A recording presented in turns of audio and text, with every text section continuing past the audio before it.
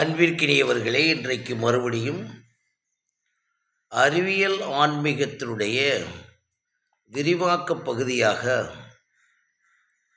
15வது பகுதியை பேசிக்கொண்டிருக்கின்றேன். நான் ஏற்கனவே சொல்லி வந்தது மாதிரி ஒவ்வொருவரும் தனித்தனியானவர்கள். அது நல்ல தெளிவாக ஏற்றிக்கிறணும். நீங்களாக இருந்து உங்களை அறிவதென்றால் இந்த உன்னை அறிதல் என்பதில் என்னென்ன இருக்குது என்பதை நீங்கள் நன்றாக கவனிக்கணும். டோட்டல் உடல் முதல்ல, அதுக்குரிய உள் உறுப்புகள், வெளி உறுப்புகள், அதெல்லாம் நம்ம ஏற்கனவே உடலே தியானம் சொல்லிட்டோம். அதுக்கு அடுத்தாப்புல செல்லுக்குள்ளே இருக்க டிஎன்ஏயும் பார்க்க சொல்லிட்டோம்.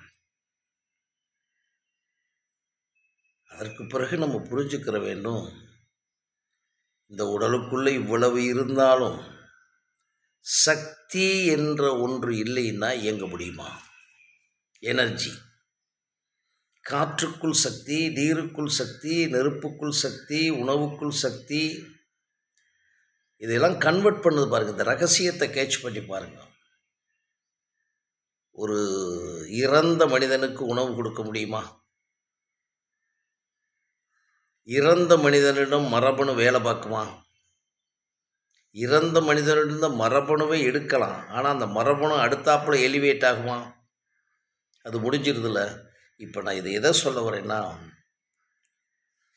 என்னடா அறிவியல் ஆன்மீகம் சொல்லிக்கிட்டு இருக்காரு, மரபணுவை சொல்லிக்கிட்டு இருக்காருன்னா, இதை அறியாமல் இருப்பதனால்தான் நீங்கள் தனித்தனியானவர்கள் என்பதை உங்களால் புரிய முடியாமல் பல கோடி பேர் அலைகிறோம். அங்கே தான் சுவாமிஜி சொல்கிறது மாதிரி சமத்துவமே இல்லை. எதில் சமத்துவம் இல்லைன்னு சொன்னால், மரபணு ரீதியாக ஒருவருடைய ஆற்றல்களை செயல்படுத்துவதில், அந்த ஆற்றல்களை வெளிப்படுத்துவதில், ஆற்றல்களை செயல்படுத்துவதில் தான் நீங்கள் இருக்கும். ஆனால் பிறப்புக்கும் எல்லா உயிர்க்கும் என்று சொல்லுவதில் உயிரும் அந்த உயிருக்குள் இருக்கக்கூடிய உணர்வும், அந்த உணர்வுக்குள் இருக்கக்கூடிய அன்பும், உண்மையும், கருணையும், இவைகளுக்குள்ள இருக்கக்கூடிய சக்தியும். அன்பு என்பது வெளிப்படுத்தும் போது இன்னொரு மனிதனை, அவனுக்கு ஒரு சக்தியை உருவாக்கும். தாய் தன்னுடைய குழந்தைக்குள்ளே காட்டுகின்ற அந்த இன்வேர்டிலிருந்து வெளியே வரக்கூடிய, இன்சைட்லேருந்து வெளியே வரக்கூடிய ஒரு அன்பானதும், அவளுடைய உடலை கொடுத்து, அவளுடைய உயிரை கொடுத்து பெற்றெடுத்த ஒரு குழந்தையை அவருடைய உதிரத்தின் மூலம் பாலை கொடுத்து வளர்க்கிறாளே, இதை நினச்சி பாருங்க. ஏதோ ஒரு தாய் எக்ஸப்ஷனாக யாருக்காவது கொடுத்ததாக தகவல்கள் இருக்கலாம். ஆனால் பெற்ற குழந்தைக்கெல்லாம் நான் பால் கொடுப்பேன் எந்த தாய் ரெடியாக இருக்காங்க? அவங்க குழந்தைக்குத்தான் கொடுப்போம். அதில் என்ன ரகசியம் நடக்கிறது? எல்லாருக்கும் தெரிஞ்ச விஷயந்தான். அந்த குழந்தை அந்த மார்பிலிருந்து அந்த பாலை, தாய்ப்பாலை அருந்தும் போது, அந்த குழந்தை சாப்பிடுகிறது, உள்ளே போகிறது என்பது அப்படி ஒரு உலக நிறைவு இருக்கும். அதுதான் அன்பினுடைய ஒரு ரகசியம். அந்த குழந்தை அப்படியே சாப்பிடும்போது, அது குடிக்கும்போது, அது உணரும்போது, இதை நீங்கள் எல்லாருக்கும் நீங்கள் தாய்மார்கள்ட்ட கேட்டு பாருங்கள். அந்த குழந்தை பாலை குடிக்கலைன்னா பதறிடுவாங்க. குடிச்சிட்டு அவருடைய நிறைவாக அது அந்த மார்பிலிருந்து, அந்த மார்பினுடைய அந்த முனையிலிருந்து வாயை எடுக்கும் பாருங்க. அப்போ இந்த தாய்க்கு ஒரு பெரிய கிளர்ச்சி உருவாகும். நம்ம ஆண்கள் தாங்க பெண்களை பார்க்கிறோம், கேட்டிருக்கிறோம். அதுக்கு ஈடு இணையாக எதுவுமே இல்லை. அந்த இடம்தான் இறைமையை நீங்கள் புரிந்து கொள்ள விடும். இது எப்படிடா கன்ஸ்ட்ரக்ட் பண்ண? நம்ம உடலை கிட்னியை வச்சாச்சுன்னு சொல்கிறோம், ஹார்ட்டை வச்சாச்சுன்னு சொல்கிறோம், கண்ணை வச்சாச்சுன்னு சொல்கிறோம், பொறிகளையெல்லாம் வச்சாச்சு. ஆனால் அந்த மார்பிற்குள் குழந்தை பிறந்தவுடன் தான் அந்த பால் சுரக்கிறது. இதெல்லாம் என்னைக்கு நம்ம நினச்சி பார்க்கணும்னு பாருங்கள். இதில் ஒரு சில பேர் நினைக்கிறீங்க, அது உரியுது. அதனால தான் இதை கேட்க முடியுது. அதனால தான் நீங்கள் பலர் சொல்லுவாங்க, தெரியாத ஒன்றை, புரிய முடியாத ஒன்றை, துரியாத நிலைக்கு போய் அடைய முடியாத ஒன்றை, கனவற்ற நிலைக்கு பிறகு அடைய முடியாத ஒன்றை, சமாதி நிலையில் சென்று அடைய முடியாத ஒன்றை நீங்கள் அடைவதற்கு இதை புரிஞ்சாதான் நமக்குள்ளே இருக்கதையே நம்ம அடைஞ்சோமா. ஓஷோ சொல்லுவார், கால் நடக்கிறது என்ற விழிப்புணர்வு நமக்கு இருக்கா? காலை பயன்படுத்துகிறோம். அதே மாதிரி நம்முடைய உடலின் ஒவ்வொரு உறுப்புகளையும் பயன்படுத்தி கொண்டே இருக்கிறோம். ஆனால் அப்படி பயன்படுத்துகிறோம் என்ற உணர்வுலையா இருக்கிறீங்க? உலகத்தின் கடைசி அடிமையாக்கப்பட்ட ஒரு பொருள் உடல் தான். உங்களுக்குள்ளே இருக்க உடம்ப அளவுக்கு மீறி பயன்படுத்துகிறோம். இன்றைக்கி வந்திருக்க போதையாக இருக்கட்டும், இன்றைக்கி இருக்கக்கூடிய மது பழக்கங்களாக இருக்கட்டும், இன்றைக்கி இருக்கக்கூடிய இந்த செக்ஸ் உடல் உறவுன்றது இருக்கட்டும், எல்லாத்துலேயும் உணவு பழக்க வழக்கங்கள். ஒருத்தரெல்லாம் நான் பார்க்குறேன், சாப்பிட்டுக்கிட்டே இருக்கார், பாதி அப்படியே மாத்திரையை போட்டுக்கிட்டே இருக்கார். அவர் இந்த நாக்குக்குள்ளே போடுறமே, இதுக்கு கீழே இது ஒன்றும் இல்லைன்னு சும்மா தத்துவமாக நான் சொல்ல வரலை, ஒன்றுமே இல்லை அது.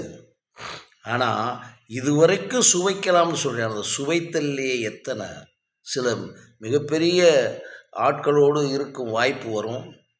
அங்கே வந்து அவங்க மது அருந்துவாங்க. அப்போலாம் நான் அதை மட்டுமே மணிக்கணக்காக அப்சர்வேஷன் பண்ணி கொண்டே இருப்பேன். அதில் எவ்வளவு பணம் கலந்திருக்கிறது. அவர்கள் சாப்பிடுகின்ற ஒரு நாளைக்கு சாப்பிடுகின்ற எனக்கு தெரியும் ஒரு 1,00,000 ரூபா செலவழியுது காமனாக.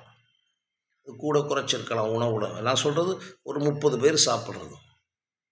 நான் நினைத்து பார்ப்பேன், இந்த இடத்துல இந்த 1,00,000 ரூபாயை சாப்பிட்டுட்டு டாய்லெட் போயிடுறாங்களே, இந்த 1,00,000 ரூபாயை ஒரு முன்னேறக்கூடிய ஒரு இளைஞன் இருக்கான் இல்லையா, துடிச்சுக்கிட்டு இருக்க ஒரு இளைஞன், அவன்கிட்ட 1000 கொடுத்துட்டா அவன் எந்திரிப்பான் பாருங்க. உலகத்தையே காப்பாற்றுகின்ற அந்த சக்தி வரும். ஆனால் எப்படி செஞ்சுக்கிட்டு இருக்காங்க? இது எதுக்கு சொல்ல வர்றேன் அப்படின்னு சொன்னால், இந்த விஷயங்களெல்லாம் நீங்கள் புரிஞ்சு அலசும் போது தான் இந்த உடம்பு உங்கள்கிட்ட கேட்குறது வெரி வெரி மினிமம். அந்த முத்து படத்தில் கூட ஒரு வார்த்தை, நல்ல வார்த்தை வரும், கையில் இருக்கிறது வரைக்கும் காசு அளவாக இருக்கும்போது அதுக்கு நமக்கு அதுதான் அதுக்கு எஜமான். ஆனால் கழுத்து வரைக்கும் வந்துட்டால் அதுதான் நம்மளை ஆக்குப்பை பண்ணணும்னு சொல்லுவோம் அந்த பாடல் வரி. அது பெரிய பாடல் வரி, அப்படி இப்படிலாம் சொல்லிக்க தெரியலை. பட் அந்த வரிக்குள்ளே இருக்க ரகசியம் என்ன தெரியுமா? இதே மாதிரி உணவையும் பணத்தையும் பொருளையும் நமக்கு வேண்டியதெல்லாம் ஹேண்டில் பண்ணுறக்கூடிய மூளைக்கு எல்லாமே கொடுக்க போட்டு பரபரப்பாய் மருத்துவத்துக்குள்ளே போய் மாற்றுறீங்க பாருங்கள். அதிலிருந்து தப்பித்து வரணுன்றதான் இந்த செல்ஃப் ரியலைசேஷனில் இந்த உடலையும் உடலுக்குள்ள உறுப்புகளையும் இயக்கத்தை சொல்லிட்டு இப்போ சக்தியையும் சேர்க்கிறேன். அந்த சக்தி எத்தனை வடிவங்களில் இருக்குது பாருங்களேன். பயங்கர நவரசமாக இருந்துட்டிங்கன்னா, அது சிரிப்பாக இருந்தால் ஒரு சக்தி. அதான் நேராக சொல்லிட்டாங்களே, வாய் விட்டு சிரித்தால் நோய் விட்டு போகும். பட் வாய் விட்டு சிரித்தால் நோய் விட்டு போகும்னு சொல்கிறதுக்கு நம்ம ரோட்லெலாம் போய் சிரிச்சுக்கிட்டே போயிட முடியாது. பட் அது ஒன்று பர்ஸ்டிங், அது ஒரு ஸ்பார்க்கிங் லாஃபாக இருக்கணும். அப்படி கேட்கும்போதே லாஃப் ஆகும். இப்போ சில நேரங்களில் வந்து சார்லி சாப்ளின் பார்க்கும்போது அப்படி ஃபயர் ஆகும். இப்போ இதில் நிறையா போடுறாங்க நம்ம சோசியல் மீடியாவில், ஒரு பொண்ணெல்லாம் அப்படி செய்யுது அப்படி பார்க்கும்போதே. அதே மாதிரி இந்த கலக்கப்போவதெல்லாம் சொல்கிறாங்கல்ல, நம்ம கேட்டுக்கிட்டு இருக்க எல்லாமே சிரிப்புன்னு சொல்லாமல் அந்த சிரிப்பு வரக்கூடிய பர்ஸ்டிங் உருவாக்க பாருங்கள். அங்கே நடக்கிற விஷயத்தை பாருங்கள். அங்கே உங்களை தொடலை, உங்களை சிரிடான்னு சொல்லலை, ஆனால் ஒரு காதில் செல்லக்கூடிய சத்தம், அந்த வார்த்தை, அந்த ஆக்ஷன் அங்கே ஸ்பார்க் ஆகுதா இல்லையா? அந்த உணர்வு வந்து இன்றைக்கி என்ன சொல்லிட்டாங்க, அட்ரினல் சுரக்கிறது, வாய் விட்டு சிரித்தால் எல்லா உடல்நிலையும் சரியாகுதுன்றாங்க. அது மட்டும் இல்லை, ஒவ்வொரு மனிதனும் கலகலப்பாக இருக்கிறவன் எல்லாரையுமே என்ன சொல்கிறாங்க, எனர்ஜியோடு இருக்கிறாமா, பேசுவதில் செய்வதில் அந்த கலகலப்பு இருக்கும். அப்படின்னா என்ன அர்த்தம் நான் சொல்கிறேன்னா, உடலை கொடுத்து உறுப்புகளை கொடுத்து டிஎன்ஏயை கொடுத்து அதற்குள்ளே இருக்கக்கூடிய இயக்கத்திற்குரிய உணவை கொடுத்து அதற்குரிய எல்லா விதமான பஞ்சபூதங்களை கொடுத்து இவைகள் எல்லாமே ஒரு combination of total combination of பாடியை கொடுத்து அந்த பாடிக்குள்ளே நினச்சி பாருங்கள், பாடிக்குள்ளே இவ்வளவையும் கொடுத்து ஒவ்வொரு உள்வாங்குதலுக்கும் காற்றாக இருந்தாலும் அதற்குள்ளே ஒரு சக்தி, நீராக இருந்தாலும் அதற்குள்ளே சக்தி, நெருப்பாக இருந்தாலும் அதற்குள்ளே சக்தி, குளிர் மரண குளிர் இருக்குது. அப்போ அந்த ஃபயர் வேண்டி கிடக்குது. ஃபயர் என்றால் அந்த கதகதப்பான அதுவும் இருக்குது. ஃபாரினில் எல்லாமே இருக்கலாம். ஏசி இருக்கிறது மாதிரி அது வானத்தை கொடுத்து பூமியை கொடுத்து. இது ஒன்றும் அதிசயம் இல்லை. இதை உணர்ந்திருக்கிறீர்களா என்று தயவு செய்து சிந்தித்து பாருங்கள். அப்பொழுதுதான் உங்களுக்கு தெரியும் என்ன இந்த combination of the body is tremendous mechanism. இல்லை, உலகத்தையே அறிவதற்கு கொடுக்கப்பட்ட ஒன்று. அதோடு நிற்கதான்னு பாருங்கள். ஏற்கனவே நான் பேசியிருக்கேன், மனிதனுக்கு மூளை, மிருகங்கள். உங்களுக்கு தான் எண்ணங்களை உருவாக்க, சிந்தனையை கொடுத்து எண்ணங்களை உருவாக்க கொடுத்து அறிவாக உருவாகி கருவாகி, எண்ணங்கள் கருவாகி அறிவாக உருவாகி நுண்ணறிவாக விரிவாகி பகுத்தறிவாக பிரகாசப்பட்டு அதிலே உருவாகியது தான் டிஎன்ஏ என்று சொல்லுகிறோமே. இது பூரா உள்ள இருக்குது. எங்கே இதுக்கெல்லாம் தோக்குறோம்னா, இப்போ நான் சொன்னதை தெரியாமல் போனீங்கனாலே அறியாமல் வந்துடும். இதுக்கு என்ன, நீங்கள் படிக்கிறதுக்கு பயிற்சி வேண்டும். பயிற்சி. சாப்பிடும்போதே அந்த உணவுக்குள் இந்த சக்தி இருக்குது என்று சாப்பிட்டா என்ன. ஆனால் நீங்கள் சுகர் ஆனவுடனே கணக்கு பண்ணிடுறீங்க. சுகர் ஆயிடுச்சா, ப்ளட் ப்ரெஷர் ஆயிடுச்சா, கொழுப்பு சத்து வந்துருச்சா, தலை சுற்றம் வந்துருச்சுன்னா அப்படி எடுக்கும்போதே எப்படி அப்பா ஸ்வீட் எதுக்கு மேலே சாப்பிட்றோம் ஒரு மாதிரி ஆகுன்றீங்க.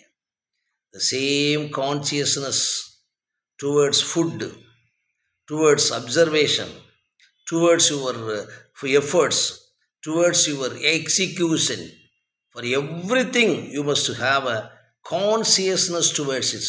That is the consciousness of energy. சுவாமி சொன்னது மாதிரி பெரிய லட்சியத்தை வச்சுக்கலாம். நீங்கள் பெரிய லட்சியத்தை வச்சுக்கிறீங்க. சுவாமிஜி அழகாக ஒரு லட்சியத்தை எடுத்துக்கொள், அதையே உங்கள் வாழ்க்கையாக கொள்ளுங்கள், அதையே நினையுங்கள், வாழ்க்கையாக அப்படியே பிடிச்சிக்குங்க, அதையே நினைச்சுக்கிட்டே இருங்க, அதையே கனவு காணுங்கள், அந்த லட்சியத்திற்காகவே வாழுங்கள். மூளை, தசைகள், நரம்புகள் என்று உங்கள் உடலின் ஒவ்வொரு பகுதியும் அந்த லட்சியத்தால் நிறையட்டும். பிற கருத்துக்கள் அனைத்தையும் அடியோடு விட்டு விடுங்கள். வெற்றிக்கு வழி இதுவே. ஆன்மீக செம்மல்கள் உருவாக்கப்பட்ட வழி இதுவே. மற்றவர்கள் எல்லாம் வெறும் பேச்சு எந்திரங்கள் என்று சொல்லுகிறாரே, இது 100% லட்சமான சதவீதம் ஆன்மீகம். இதை அறிவியலாக உணர்ந்து செயல்பட்டால் தான். இல்லைன்னா சுவாமி சொன்ன ஒரு செய்திக்காக சொல்லுகிறேன். சுவாமி ஒரு 100 இளைஞர்களைத்தான் கேட்டார்கள். இன்று வரை எவரும் வரவில்லை. அப்படி வந்திருந்தால் பல லட்சம் டிவோட்டிஸ் இருக்காங்க. அவங்க ஏதாச்சும் சீஃப் மினிஸ்டராக வந்து வேலை பார்த்துட்ருக்காங்களா? இல்லை இந்த நாடு இன்னைக்கு கெட்டு குட்டீஸ்வராகி போயிட்டுருக்குன்னு ஒரு சாதாரண சாமானியன் படிக்காமல் சிந்திக்கிறானே. சார், ஒரு சாதாரண ஒரு விஏஓட்ட போனால் பணம் வேணும்ன்றான் சார். ஒரு பள்ளிக்கூடத்துக்குள்ளே போனால் பணம் வேணும்ன்றான் சார். ஒவ்வொன்றுக்கும் பணம் வேணும். பணம் கொடுக்கலைன்னா மாற்றி விட்டுருவான்றான். சம்பளம் வாங்கி வீடு வாங்கி கட்டி காரில் போய் பந்தாவாகி பிள்ளைங்களெல்லாம் படிக்க வச்சுக்கிட்டு இருக்கான் சார். அரசு ஊழியர்களில் நிறையா பேர் அவன் காசு வாங்காமல் வீட்டுக்கு போக முடியாது. அதுதான் என்னுடைய நண்பர் அடிக்கடி ஒருத்தர் சொல்லுவார், ஜெயராம் ஒருத்தர். மனைவிமார்கள் மட்டும் எப்பா நீ எனக்கு இந்த பொருட்களெல்லாம் வாங்கிட்டு வர்றியே, இது உன் சம்பளத்துக்கு கட்டுப்படியாகுமா, பார்த்து செலவழின்னு சொல்லியிருந்தால் ஒருத்தன் கூட லஞ்சம் வாங்கியிருக்க மாட்டான். அந்த ஒன்வே ரிசீவிங்காக பண்ணதுனால அப்படி அழகாக சொல்லுவார் அவர், ஜெயராமன். அவர் இது பிடபிள்யூடியில் சீஃப் என்ஜினியராக இருந்தவர். அப்படின்னா என்ன அர்த்தம் புரிஞ்சுக்கங்க. சுவாமிஜி சொன்னது ஆன்மீகம். நீங்கள் உங்களை அறியாமல், உங்களுடைய உடலை அறியாமல், உணர்வை அறியாமல், உங்களுடைய சக்தியை அறியாமல், நீங்கள் சாப்பிடுகின்ற உணவினுடைய உள்வாங்குதலை அறியாமல், அதுக்கு தான் சொன்னேன். அந்த சுகர் வந்துருச்சா, சார் சார் அது ஒரு இட்லி 2 சப்பாத்தி போதும் சார், ஒரு சப்பாத்தி போதும், அதில் ரொம்ப எண்ணெய் கலந்துடல இல்லை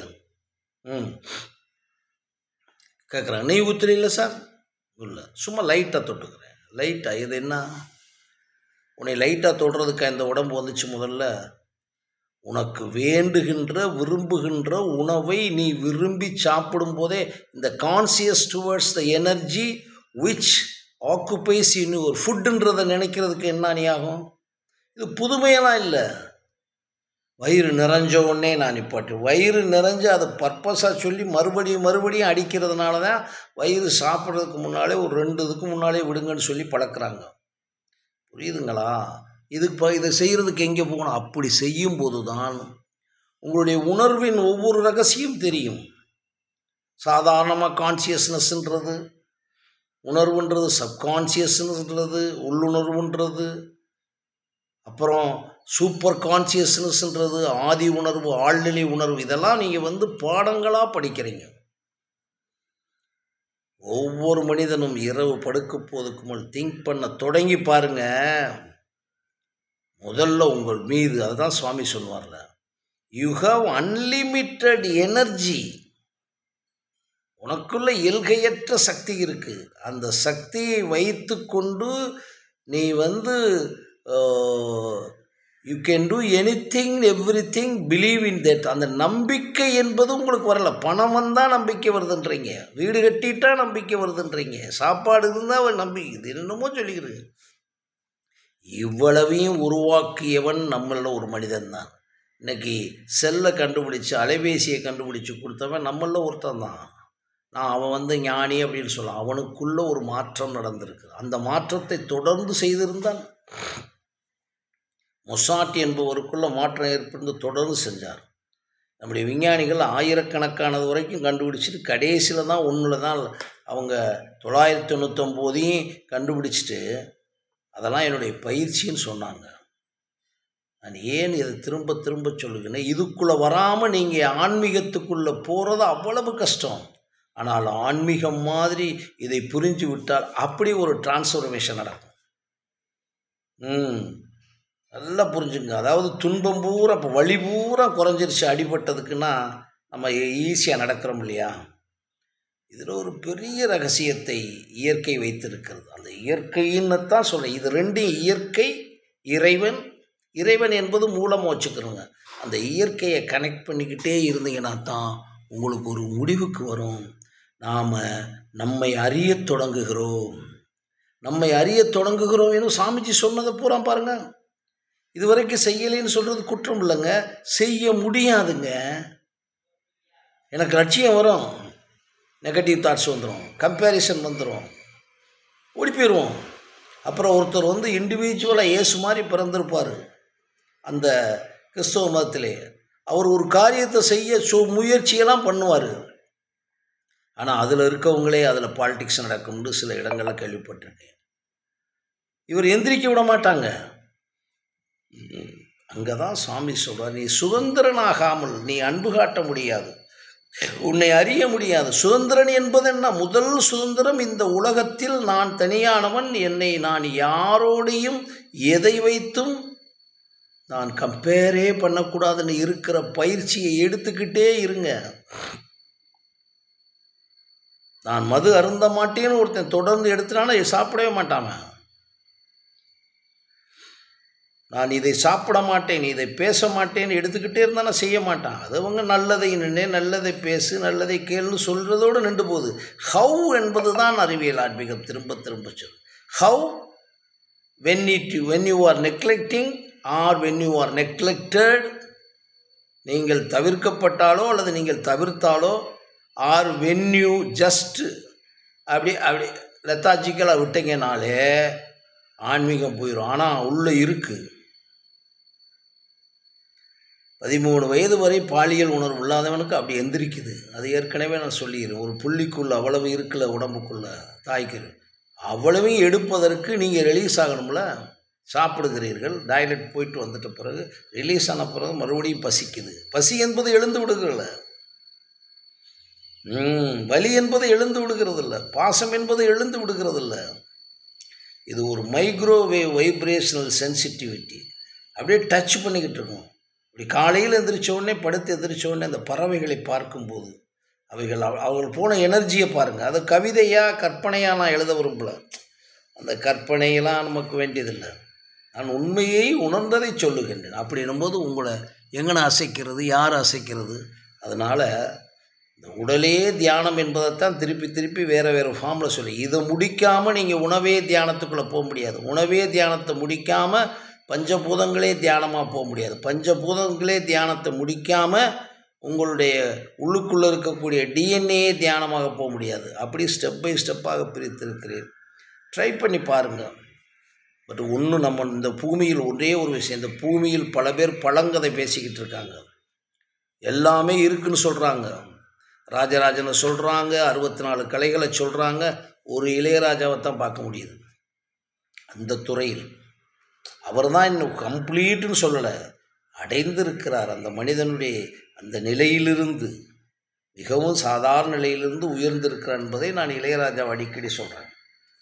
வைரமுத்து பார்த்தீங்கன்னா, வைரமுத்து நான் சில காலங்கள் அவரோடு நல்ல நண்பராக இருந்திருக்கிறேன். அவர் நேற்று கூட ஒரு திருக்குறளை பற்றி பேசும்போது அவர் சொல்கிறக்கூடிய விஷயங்கள்லாம் பார்த்தேன். அவருடைய குடும்பத்தை பார்த்தேன். அவர் சொல்கிறார், அந்த இடத்துல நான் சின்ன வயதாக இருக்கும்போது திருக்குறள் தழையற்றாமல் பார்ப்பதற்கு நான் என்ன உணர்ந்தேன்னு சொல்லிட்டு, நான் தோற்றுப்போனேன் என்று சொல்லி இன்றைக்கு வரைக்கும் நேசிக்கிறேன்னு சொன்னார். அந்த நேசிக்கக்கூடிய ஒன்று அவருடைய மரபணு தான். இதை பிடிச்சிக்கிறணும். எந்த வேதாந்தத்தில் இதை சொல்லி சொல்லி சொல்லி வராமல், அது பூர்வ ஜென்மா சார், அது கடவுள் அருள். என்ன பூர்வ ஜென்மா என்பது எப்படி வந்தது இவனுக்கு? அது சம்ஸ்காரம் சார். ரைட்டு, எப்படி வந்தது, எதற்குள் வந்தது, இதை புரிஞ்சுக்கங்க. நீங்கள் பேசிக்கிட்டு இருக்க அதோடு கட் பண்ணி ஒருத்தனுக்கு நடக்கலைன்னா அவனுக்கு பூர்வ ஜென்மா இல்லைன்றது. அதே மாதிரி விதின்றது, சுவாமி சொல்கிறது, விதியை பற்றி எவனாவது ஒருத்தன் பேசிக்கிட்டு இருந்தானா அவன் மாதிரி கடைசியில் மோசமானவன் வேணும் கிடையாது. அது கூட பாடலில் போட்டிருக்காங்க. இவன் வம்பும் வரப்பு நமக்கு எதுக்குடா, விதியை பேசிக்கிட்டு இருக்கு எதுக்குடா நமக்கு? அந்த ஒருவன் முதலாளியில் அழகாக அந்த பாட்டில் வரும். அந்த பாட்டை திருப்பி போட்டு பாருங்கள், முத்து படத்தில். அதனால் நான் இதை செய்து நிறைய விரிவாக்கங்கள் பேச வேண்டியிருக்கு. இப்போதைக்கு நான் அதை முடிச்சுக்கிறேன். இந்த எபிசோடில் உள்ளே போய் பாருங்கள். நான் பேசினதை நீங்கள் திருப்பி திருப்பி கேட்கணும் நண்பர்களே. இது செய்தி அல்ல, இது தகவல் அல்ல. தொடர்ந்து என்னையை பொறுத்த சொல்கிறேன். என்னுடைய ரொம்ப நண்பர்லாம் ஒரு 100 தடவை கேட்டுக்கிட்டு இருக்கோன்றாங்க. அப்புறம் ஒரு நண்பர் சார் இது நல்லா திருப்பி கேட்டால் உன் லைஃபையே திரும்புமே. நேரம் இல்லையா, காசு கொடுத்தா இங்கேருந்து நடந்தே ஓடுறான். உன் வாழ்க்கையில் உன் தூக்கம், உன் உணவு, உன்னுடைய மருத்துவம், உன்னுடைய மன அழுத்தம் அத்தனையும் கழியணும்னா நான் செய்தியாக சொல்லுகிறேன். இதை திரும்ப திரும்ப கேளுங்க. இது மாதிரி 100 எபிசோடு போடுறேன். நான் அனுபவத்தை கொடுக்குறேன், நீங்கள் பாருங்கள். அப்புறம் உங்களுடைய உண்மையான விடுதலையையும் சுதந்திரத்தையும், அந்த சுதந்திரத்துக்கு பிறகு ஏற்படுற அன்பையும் கருணையையும் இரக்கத்தையும் உண்மையும் நீங்கள் புரிய முடியும். நேசம், உன்னையே நீ நேசிப்பது போல் அடுத்தவங்களை நேசிக்கக்கூடிய ஒரு மாபெரும் ரகசியம் உள்ளே நுழையும் என்பது என்னுடைய கருத்து. மறுபடியும் சந்திக்கிறேன்.